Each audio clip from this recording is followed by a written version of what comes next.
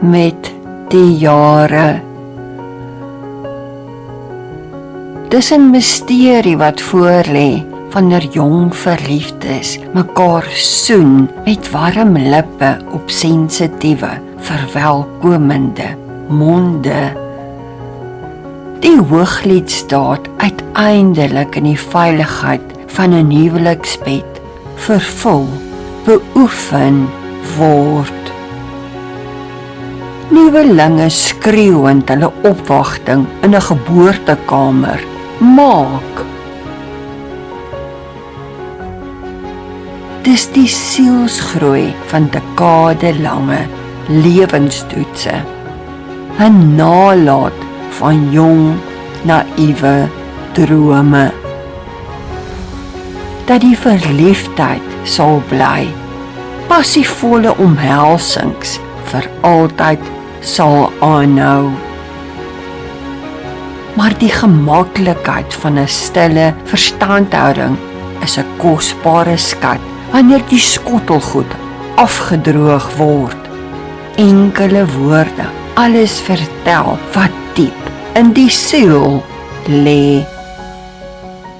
Gemaklik soos ou pantoffels. Daar slegs volledig liefgehê kan word in die aanvaarding van 'n geliefde se eksentrisiteite, faalbare besluite. Hy vir jou en jy vir hom. Kan jy gou kom kyk? 'n vrou se verwarde gesig op 'n rekenaarskerm met nuwe, vreemde, sagte ware. Alles Grieks. Kom help gou, asseblief. En so sal hy opstaan, male sonder taal, 'n half mompelende vraag aanhoor en met vinnige bewegende vingers 'n tegniese konkoksie oplos, soos 'n towenaar. Dankie, baie dankie. Kere, soveel kere. En so word die nageslag soos klimplante groter, ouer. Stap die jare aan, vergroot 'n innerlike wêreld van lewenslesse. Hierdie kant toe, nie daardie kant toe nie. Kies hierdie woorde, nie daardie nie. Reageer so, nie so nie. Alles om die liefde, respek vir mekaar te laat groei, vermeerder. Word daar glimlaggend, selfs lachend teruggedink aan die dae toe die lewe so voorspoedig, sonder komplikasies was. Voor die siek word, noodgedwonge huisarrest. Voor die plat maagie in 'n boepensie getransformeer het.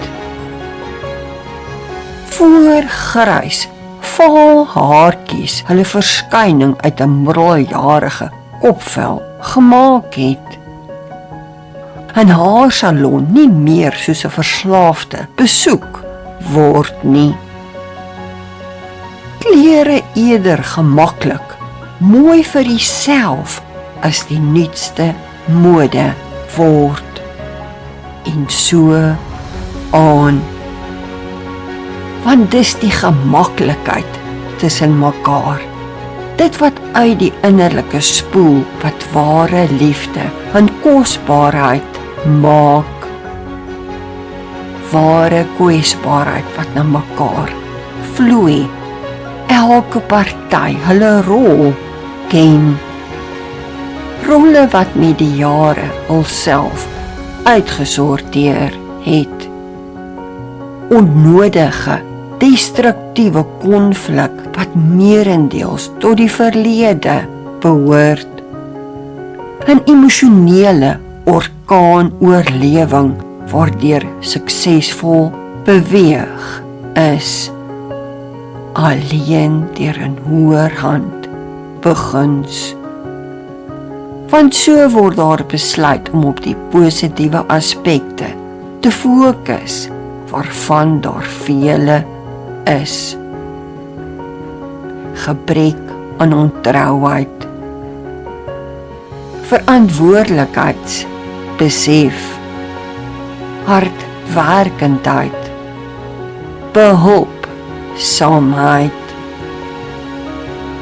Moet daar na die ek gekyk word, die faalbaarheid van 'n kwaai mond, onrealistiese vereistes van 'n alreeds goeie lewensmaat, die een waaraan daar dekades tevore trou beloof is, wat jou onvoorwaardelik liefhet, sonder ophou, vergewend, gereeld vir jou vertel hoe mooi jy is, in huisklere, sonder 'n sweempie gremering, terwyl jy soos 'n afgeremde malle vir jouself in die badkamer speel, die oë moeg, leeg, hy die ewig loyale.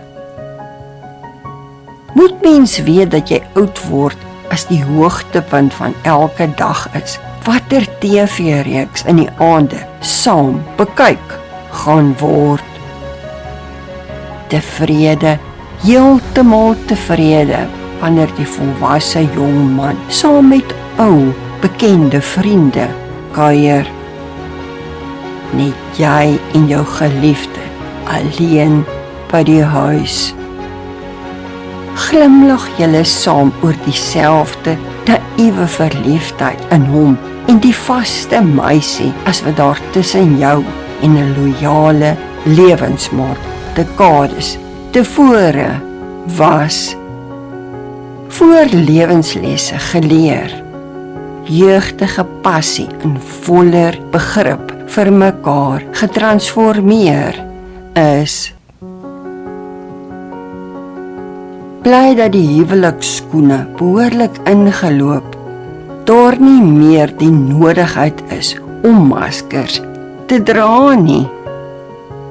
Gedagtes in die kop hoe die leemte van 'n lewensmaat ooit gevul sal kan word wanneer die sitplek op die TV-bank leeg is. 'n afdroogdoek slegs deur jouself vasgehou sal word.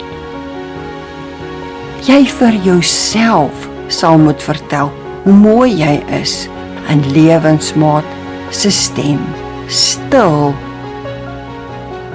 Want mens is immers slegs vir mekaar geleen.